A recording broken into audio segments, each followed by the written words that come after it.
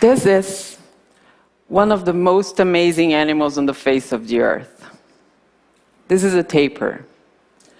Now this is a baby tapir, the cutest animal offspring in the animal kingdom. By far. There's no competition here. I have dedicated the past 20 years of my life to the research and conservation of tapirs in Brazil, and it has been absolutely amazing. But at the moment, I've been thinking really hard about the impact of my work. I've been questioning myself about the real contributions I have made for the conservation of these animals I love so much. Am I being effective in safeguarding their survival? Am I doing enough? I guess the big question here is, am I studying tapirs and contributing to their conservation, or am I just documenting their extinction?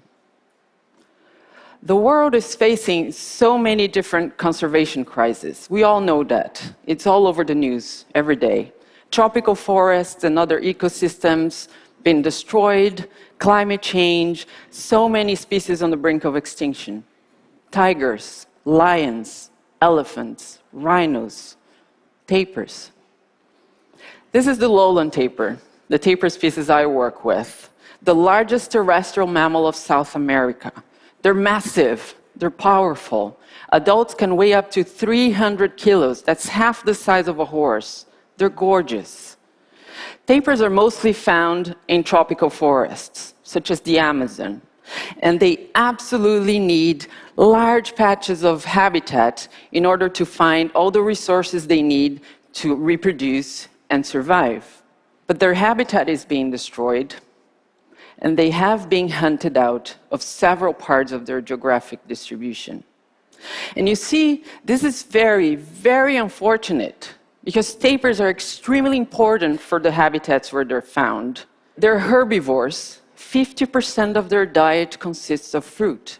And when they eat the fruit, they swallow the seeds, which they disperse throughout the habitat through their feces. They play this major role in shaping and maintaining the structure and diversity of the forest.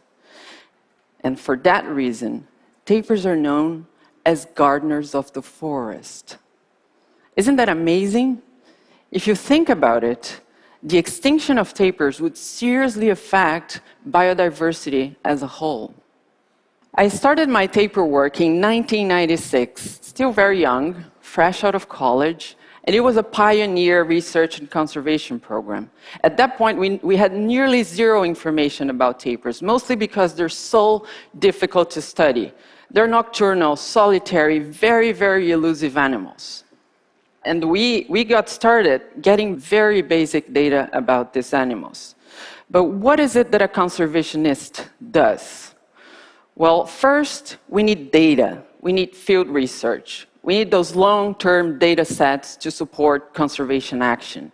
And I told you, tapirs are very hard to study. So we have to rely on indirect methods to study them. We have to capture and anesthetize them so that we can install GPS collars around their necks and follow their movements, which is a technique used by many other conservationists around the world. And then we can gather information about how they use space, how they move through the landscape, what are their priority habitats, and so much more. Next, we must disseminate what we learn. We have to educate people about tapirs and how important these animals are. And it's amazing how many people around the world who do not know what a tapir is. In fact, many people think this is a tapir. Let me tell you, this is not a tapir. This is a giant anteater.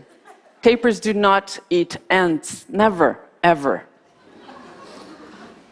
And then next, we have to provide training, capacity building. It is our responsibility to prepare the conservationists of the future. We are losing several conservation battles, and we need more people doing what we do. And they need the skills, and they need the passion to do that.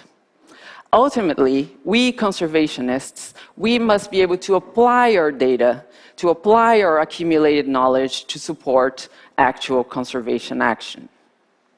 Our first taper program took place in the Atlantic forest in the eastern part of Brazil, one of the most threatened biomes in the world.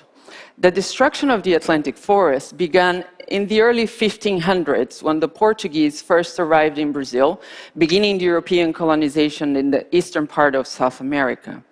This forest was almost completely cleared for timber, agriculture, cattle ranching, and the construction of cities. And today, only 7% of the Atlantic forest is still left standing. And tapirs are found in very, very small, isolated, disconnected populations. In the Atlantic forest, we found out that tapirs move through open areas of pasture land and agriculture, going from one patch of forest to patch of forest. So our main approach in this region was to use our tapir data to identify the potential places for the establishment of wildlife corridors in between those patches of forest, reconnecting the habitat so that tapirs and many other animals could cross the landscape safely. After 12 years in the Atlantic forest, in 2008, we expanded our tapir conservation efforts to the Pantanal in the western part of Brazil, near the border with Bolivia and Paraguay. This is the largest continuous freshwater floodplain in the world, an incredible place and one of the most important strongholds for lowland tapirs in South America. And working in the Pantanal has been extremely refreshing because we found large, healthy tapir populations in the area, and we have been able to study tapirs in the most natural conditions we'll ever find, very much free of threats. In the Pantanal, besides the GPS collars, we're using another technique, camera traps. This camera is equipped with the movement sensor. It photographs animals when they walk in front of it. So thanks to these amazing devices, we have been able to gather precious information about tapir reproduction and social organization, which are very important pieces of the puzzle when you're trying to develop those conservation strategies. And now, right now, 2015, we're expanding our work once again to the Brazilian Cerrado, the open grasslands and shrub forests in the central part of Brazil. Today, this region is the very epicenter of economic development in my country, where natural habitat and wildlife populations are rapidly being eradicated by several different threats, including, once again, cattle ranching, large sugarcane and soybean plantations, poaching, roadkill, just to name a few. And somehow, tapirs are still there, which gives me a lot of hope. But I have to say that starting this new program in the Cerrado was a bit of a slap in the face. When you drive around and you find dead tapirs along the highways, and signs of tapirs wandering around in the middle of sugarcane plantations where they shouldn't be, and you talk to kids, and they tell you that they know how tapir meat tastes because their families poach and eat them, it really breaks your heart. The situation in the Cerrado made me realize, gave me this sense of urgency. I am swimming against the tide. It made me realize that despite 2 decades of hard work trying to save these animals, we still have so much work to do if we are to prevent them from disappearing. We have to find ways to solve all these problems. We really do. And you know what? We really came to a point in the conservation world where we have to think out of the box. We'll have to be a lot more creative than we are right now. And I told you, roadkill is a big problem for tapirs in the Cerrado, so we just came up with the idea of putting reflective stickers on the GPS collars we put on the tapirs. These are the same stickers used on big trucks to avoid collision. So tapirs cross the highways after dark, so the stickers will hopefully help drivers see this shining thing crossing the highway, and maybe they will slow down a little bit. For now, this is just a crazy idea. We don't know. We'll see if it will reduce the amount of tapir roadkill. But the point is, maybe this is the kind of stuff that needs to be done. And although I'm struggling with all these questions in my mind right now, I have a pact with tapirs. I know in my heart that tapir conservation is my cause. This is my passion. I'm not alone.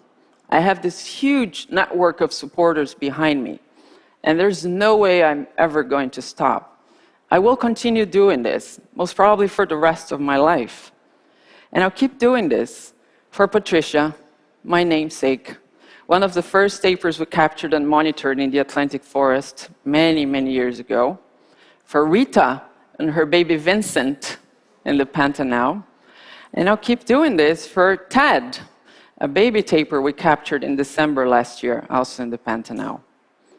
And I will keep doing this for the hundreds of tapirs I've had the pleasure to meet over the years, and the many others I know I will encounter in the future. These animals deserve to be cared for. They need me. They need us. And you know, we human beings deserve to live in a world where we can get out there and see and benefit from not only tapirs, but all the other beautiful species, now and in the future. Thank you so much.